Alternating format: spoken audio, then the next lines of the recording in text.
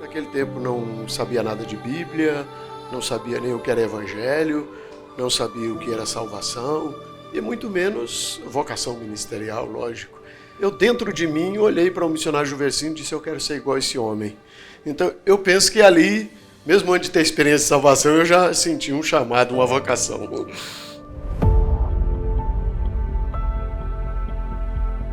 A Casa da Bênção é minha casa, é minha família. A nossa vida sofreu uma transformação geral, uma transformação completa. Então a nossa história antes da Casa da Bênção e depois é totalmente diferente. Então é a casa que eu amo, é o lugar onde eu me sinto em casa e em família e na liberdade de cultuar, adorar a Deus e também exercer a vocação que Ele me deu.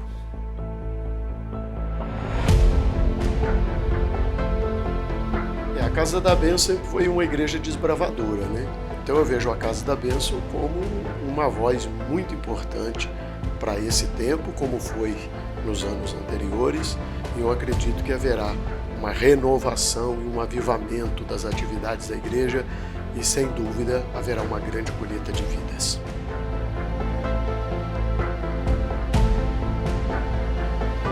Inclusive, isso é um desafio que essa geração nossa tem, eu diria até uma dívida com a próxima geração, a questão da formação, principalmente o lado devocional, de comunhão, de oração, de conhecimento bíblico, de reverência, de vida verdadeiramente dedicada no altar. Essa geração tem que passar isso. Os pioneiros da igreja têm o dever, a responsabilidade de transmitir para essa nova geração que está chegando aí.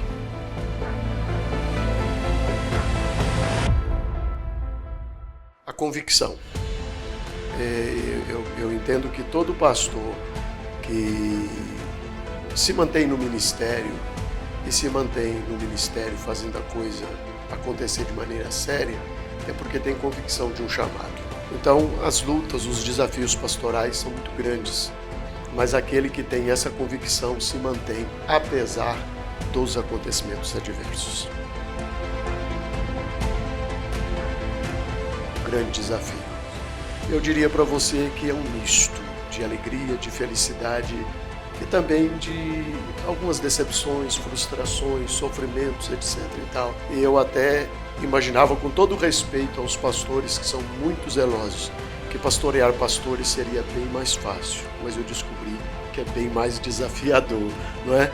Mas de qualquer maneira é uma coisa gratificante, porque na medida que você vê gente sendo ajudada, sendo encaminhada, sendo treinada por você, sendo discipulada e preparada para reproduzir aquilo que outros fizeram antes de mim, que eu estou fazendo aqui dentro das minhas possibilidades, isso não tem preço, vale a pena.